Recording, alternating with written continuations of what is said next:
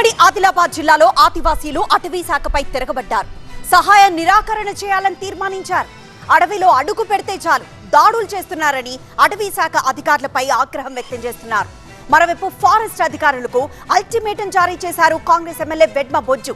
ఆదివాసీలపై దాడులు చేసిన అధికారులపై 24 గంటల్లో చర్యలు తీసుకోకపోతే పెద్ద ఎత్తున ఆందోళనకు దిగుతామని హెచ్చరించారు. అటవీ శాఖ అధికారులపై ఆదివాసీలు యుద్ధం ప్రకటించారు. ఫారెస్ట్ అధికారులు తమను వేధించడమే పనిగా పెట్టుకున్నారని ఫైర్ అయ్యారు.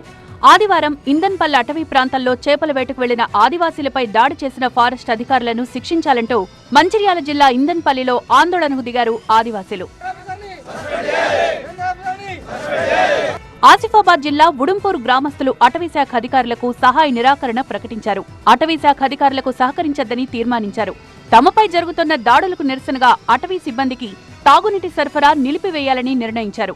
ఆదివాసీలను టార్గెట్ చేసి దాడులు చేస్తున్నారంటూ అటవీశాఖ అధికారులపై మండిపడ్డారు కాంగ్రెస్ ఎమ్మెల్యే వెడ్మ బొజ్జు. ఈరోజు కొట్టే హక్కు ఎవరికి లేదు. రాజ్యాంగబద్ధంగా కంపల్సరీ వారు చట్ట ప్రకారం శిక్షించాయి, అభ్యంతరం లేదు. ఇది నిరంతరం జరుగుతున్న దాడి. దీంట్లో ప్రధానమైన సూత్రధారి ఎఫ్డిపిటి శాంతరావు గారు ఉన్నారు.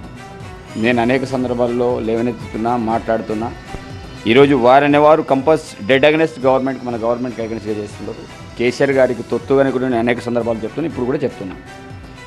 వారి కింద ఉన్నటువంటి కొంతమంది ఎఫ్ఆర్ఓస్ కావచ్చు, డిప్యూటీ రేంజ్ ఆఫీసర్ కావచ్చు, ఎఫ్డిఓలు కావచ్చు, టార్గెట్ పెట్టుకొని మా మీద దాడులు చేస్తున్నారు. ఆదివాసీలపై దాడులు చేసిన అటవీశాఖ అధికారులపై 24 గంటల్లో చర్యలు తీసుకోకపోతే ఆందోళన బాట పడతామని హెచ్చరించారు వెడ్మ బొజ్జు. 24 గంటలు నేను టైం ఇచ్చినా 24 గంటల లోపల వాడి మీద ఏదో ఇక్కడ నుంచి ఏరో ప్రాంతాలు ట్రాన్స్ఫర్ చేస్తామని కాదు, లక్ష్మీనారాయణ విషయంలో కంపల్సరీ చర్యలు తీసుకోవాలి, అతని మీద సస్పెండ్ చేయాలి.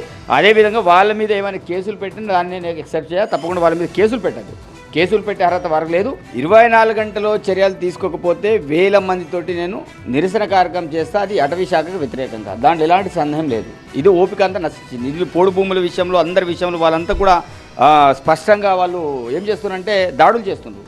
అమాయక గిరిజనులపై అటవీశాఖ అధికారులు దాడులు ఆపకపోతే రాష్ట్ర వ్యాప్తంగా ఆందోళనలు చేస్తామన్నారు ఆదివాసీ సంఘాల నేతలు.